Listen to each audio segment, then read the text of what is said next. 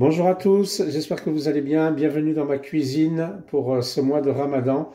Alors aujourd'hui, nous allons faire une nouvelle recette. Aujourd'hui, nous allons faire la recette des fricassées tunisiennes. Donc on va faire le beignet et nous allons préparer la farce. Et ces fricassées, nous allons les accompagner d'une citronnade qui traditionnellement est faite en Tunisie. Je vais vous montrer les secrets de cette recette. Et après, autour de ça, il me reste de la shorba, il me reste aussi quelques salades, etc. Donc pour pas faire de gâchis, comme d'habitude, on va manger aussi ce qui nous reste. Allez, c'est parti, suivez-moi, on va faire la recette. Alors voilà mes amis, donc dans un bol, vous allez tamiser 500 g de farine. Donc vous les passez au tamis, 500 g de farine. Ensuite, on va prendre le sucre, une cuillère à soupe de sucre qu'on va mettre sur le côté droit. Voilà. On va prendre une cuillère à café de sel qu'on va mettre sur le côté gauche. Je vais recouvrir le sel. Voilà. Comme ça, on sépare bien le sucre du sel pour l'instant. Vous prenez 4 cuillères à soupe d'huile d'olive.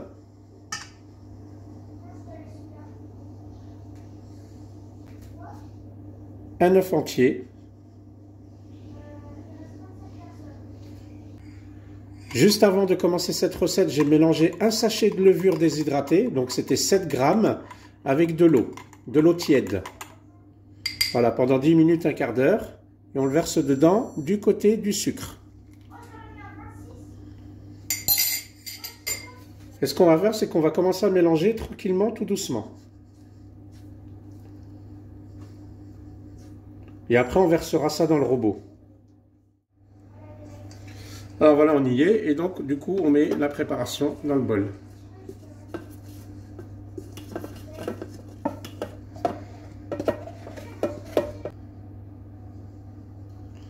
Et du coup, on va pétrir. Donc moi, j'ai préparé 300 ml d'eau. D'accord? Et en fonction de la pâte, on va voir l'absorption. Donc je vous montrerai la consistance de la pâte. Mais on va mettre au fur et à mesure 300 ml d'eau. Tranquillement. Et on va pétrir à peu près pendant 8 minutes.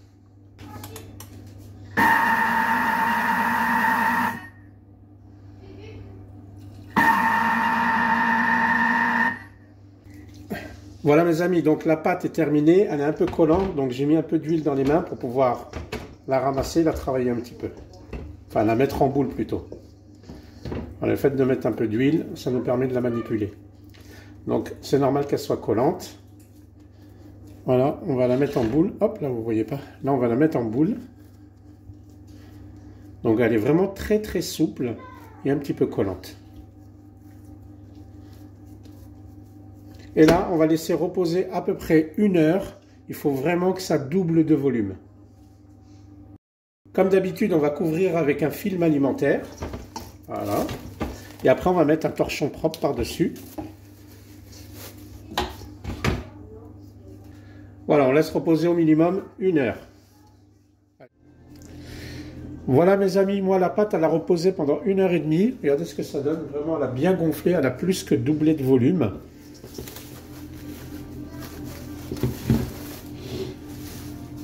Voilà, je vais vous la montrer de plus près. Donc on va la dégazer et puis on va la poser sur le plan de travail. On va mettre un petit peu de farine sur le plan de travail. Je vais vous montrer ça.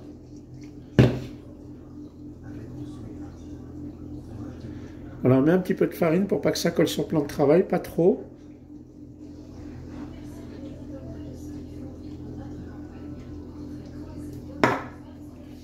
Donc l'idée c'est seulement de la dégazer, hein. On ne va pas la retravailler, on ne va pas la repétrir, on va la dégazer et puis ensuite on va faire des pâtons d'à peu près de 75 grammes.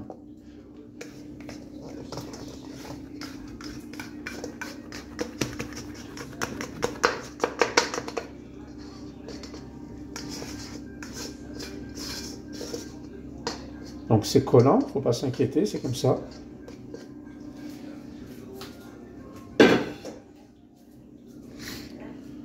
Donc elle est bien collante, hein. Pas s'inquiéter, c'est comme ça. Voilà, on va la dégazer. Juste la remettre sur elle-même. On met un petit peu de farine. Voilà.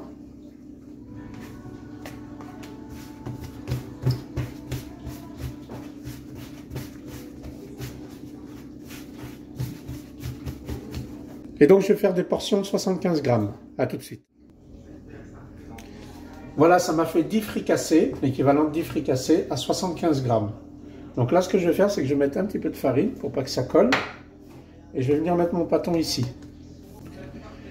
Et ce que je vais faire, c'est que je vais l'étaler d'une manière ovale. Donc pour l'étaler d'une manière ovale, je vais le mettre en rond. D'accord, je vais faire un petit rond, très rapide. Voilà.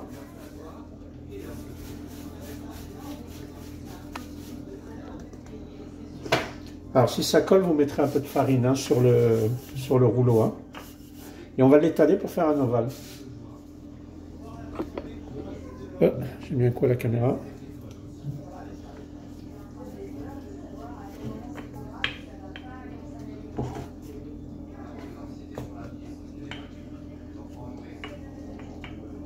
Voilà, on fait un ovale à peu près de 10 cm.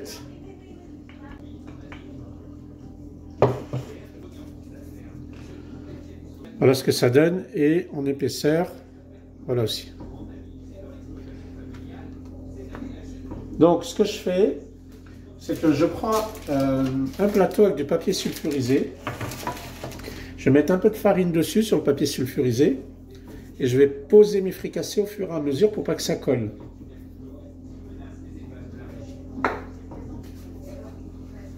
Voilà, et je le pose ici pour pas que ça colle.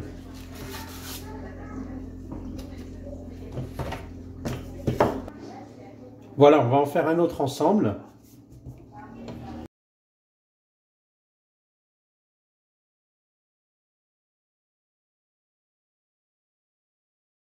Voilà mes amis, donc j'ai étalé en forme ovale mes fricassés. Je les ai posés sur un papier sulfurisé, saupoudré un petit peu de farine juste en dessous pour pas que ça colle. Et on va laisser reposer 45 minutes. On va couvrir d'un linge propre et on laisse reposer 45 minutes. Pendant ce temps-là, on ne perd pas le nord, on ne perd pas de temps. On prépare les garnitures. Donc moi, je vais faire de la pomme de terre, je vais faire bouillir des pommes de terre, je vais faire bouillir des œufs, je vais faire des œufs durs, et du thon, et de la harissa, et des petits capres. Et après 45 minutes, on passera en cuisson. Alors voilà mes amis, donc j'ai pris un faitout avec de l'huile, d'accord, il y a à peu près 3 ou 4 cm d'huile dedans, donc je suis en train de faire chauffer à feu maximum, comme ça l'huile sera bien chaude, et ensuite je vais réduire l'huile à peu près à feu moyen. J'ai préparé du papier absorbant, comme ça je prendrai mes fricassés et je les mettrai dessus. Et voilà, je vous montre, les fricassés voilà, ont reposé 45 minutes, donc ils ont un petit peu gonflé. Voilà. Ils sont très jolis. Hein. Voilà, on prend notre fricassé et on le met dans l'huile. Et ce qu'on fait tout de suite, c'est qu'on l'arrose. Parce que moi, ce que je veux, c'est qu'il gonfle et devienne aéré à l'intérieur. Voyez? Et ça y est, il gonfle. Voilà. C'est comme ça que j'adore le fricassé.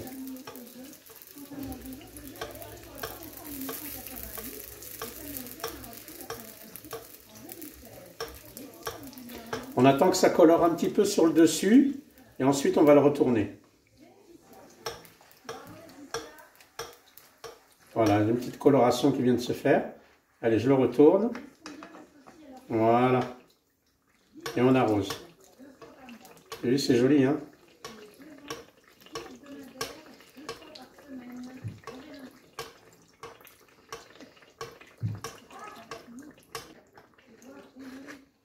Voilà, ça atteint la bonne couleur. On va le sortir.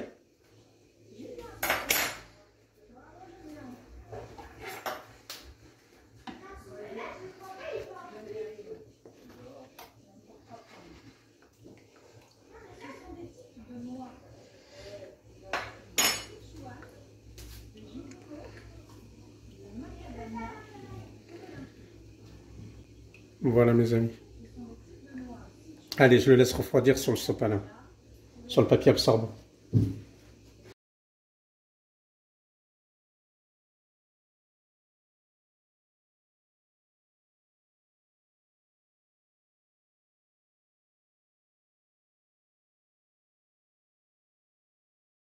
Maintenant que les fricassés sont cuits, c'est parti pour les garnir. Alors pour cela, moi j'ai des œufs durs, donc j'ai préparé des œufs durs. J'ai délayé un peu d'harissa dans de l'eau, voilà, pour faire une petite sauce. Je vais mettre du thon, des pommes de terre coupées en petits cubes que j'ai fait bouillir, des olives et quelques capres. Allez, on y va.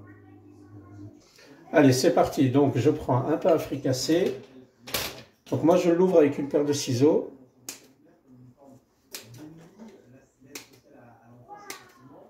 Voilà.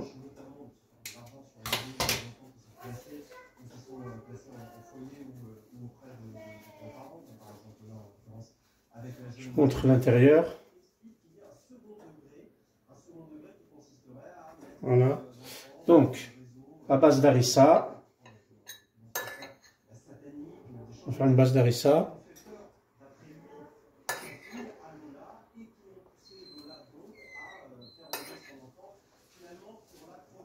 Voilà. Je vais mettre des pommes de terre.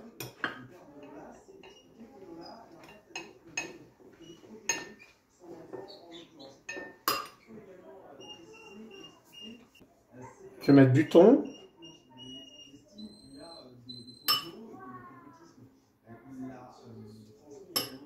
On va mettre des œufs.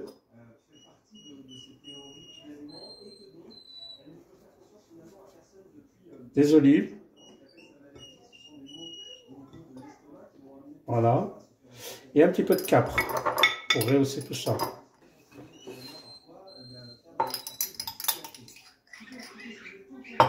Voilà, il y a un petit peu de capre.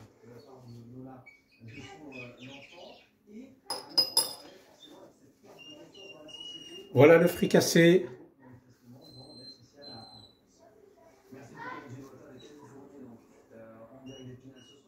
C'est le moment de faire notre citronnade, vraiment très simple, des ingrédients de base et très simple.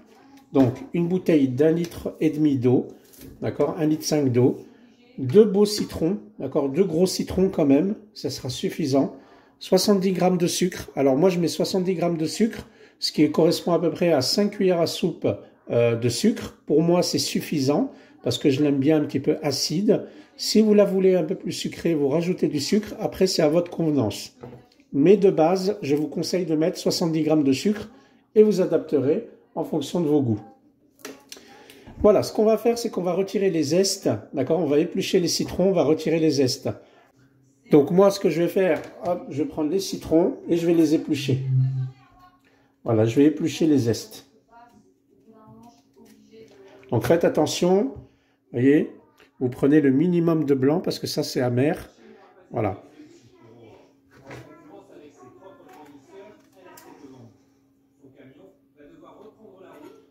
Je vais mettre ça dans un bol.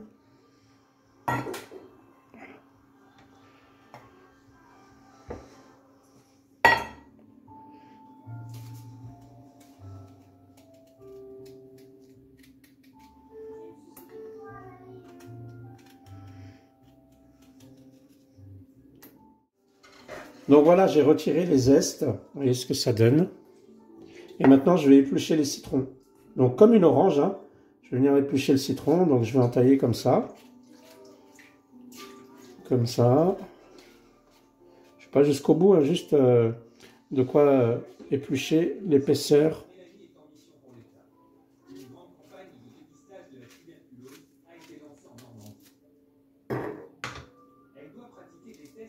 Et voilà, on épluche comme une orange.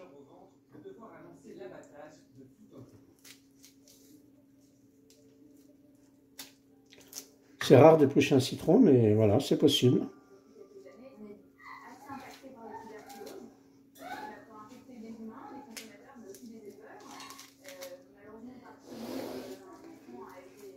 J'enlève tout ça parce que ça, c'est vraiment amer. Ça, tout ça, ça apporte de l'amertume, donc on le retire. Maintenant qu'on a retiré l'amertume, on va retirer les pépins. Donc ce que je vais faire, c'est que je vais couper des rondelles de citron. Et tout de suite, les pépins vont apparaître, s'il y en a. Des petites rondelles comme ça. Et voilà, et on regarde à l'intérieur s'il y en a. Donc là, il n'y en a pas. Et je mets avec les zestes. Là, j'en ai pas. Ici, il y en a un. Pourquoi on retire les pépins? Parce que lorsqu'on va mixer, ça apporte aussi de l'amertume.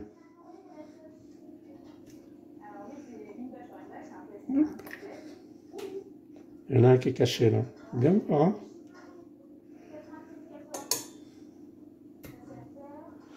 Là, il n'y en a pas. Alors bien entendu, hein, je ne l'ai pas dit au début, mais les citrons, il faut bien les laver. Hein. Il faut très bien les laver. Donc celui-là, je le coupe dans ce sens parce que il y a de l'amertume qui est là. Voilà. On va couper des demi-rondelles du coup.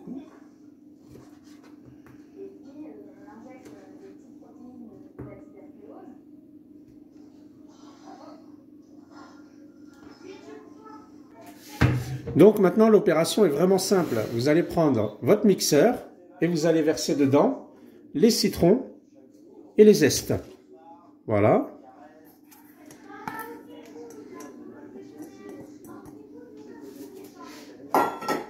Et on va verser de l'eau. Donc l'équivalent à peu près de 200 ml d'eau. Hein.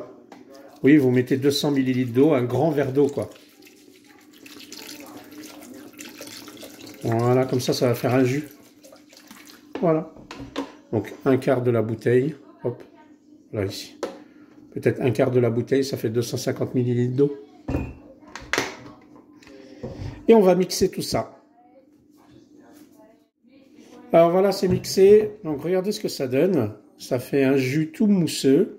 Donc maintenant, ce qu'on va faire, c'est qu'on va filtrer, parce qu'il reste des résidus de citron, de peau, etc. Donc on va filtrer pour rendre vraiment bien clair notre jus de citron.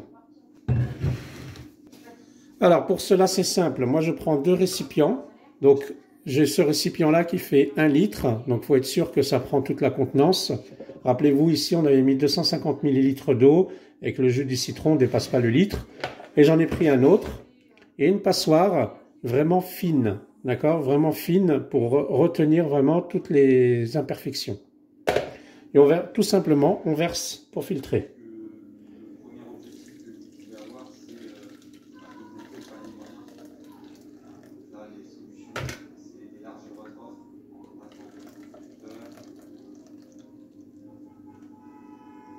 Et là, ce qu'on fait, c'est qu'on prend une cuillère, et voilà, on remue, et on aide à faire passer le jus à travers la passoire. Donc vous prenez la passoire la plus fine que vous avez, hein, les plus petits trous, ça retiendra le maximum d'impuretés.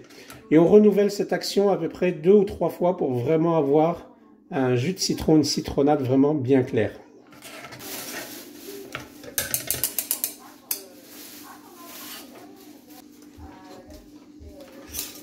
Voilà, maintenant je mets ma passoire dans l'autre. Vous voyez, déjà dans celui-ci, hein, c'est plutôt clair. Hein. Voilà, je refiltre de ce côté-là. Vous voyez, et il reste un petit peu de, entre guillemets, de poudre. Voilà. Et ça, c'est pas agréable en bouche. Voilà, je vais vous montrer. C'est ça qu'il faut retirer à chaque fois. Donc c'est pour ça qu'on renouvelle 2 ou 3 fois l'opération pour retirer ces petites amertumes. Voilà, on y est. Donc on a fini de passer le jus de citron à la passoire. Donc il est vraiment bien clair, nickel. Je vais prendre un verre d'eau, enfin, je vais prendre un verre et je vais vider de l'eau dedans pour faire une marge de sécurité. Voilà, parce qu'en fait je vais reverser le citron à l'intérieur pour être sûr que la bouteille ne déborde pas. Et après, s'il manque dans la bouteille, je viendrai rajouter l'eau. Le but, c'est de bien voir tout ça. Donc, je mets un entonnoir et je fais passer le sucre à l'intérieur.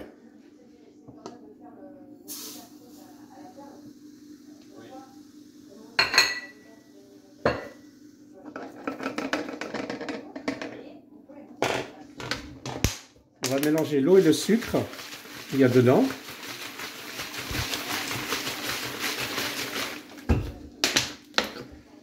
Et ensuite, je remets l'entonnoir et là, je vais verser la citronnade dedans.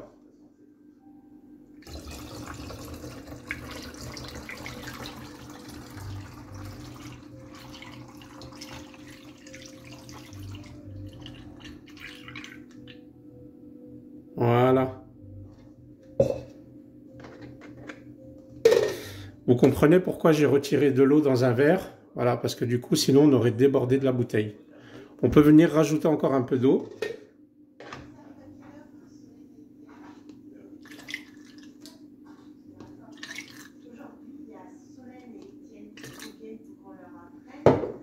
Voilà. Et maintenant, on remue.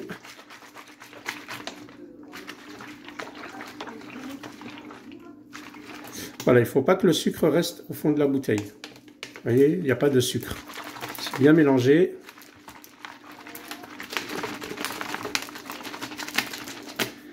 Et maintenant, on va mettre au frigo, on va laisser refroidir notre citronnade. Et elle est prête pour le repas de ce soir. On va la déguster. Voilà mes amis, le repas de ce soir est terminé pour ce 5e jour de Ramadan. Donc mes petits fricassés sont bien garnis. La shorba qui est là, qui est prête. Et la citronnade bien sûr pour venir rafraîchir le tout. On va vraiment se régaler. Je vous souhaite un bon appétit, une bonne régalade et sahaf tulkum.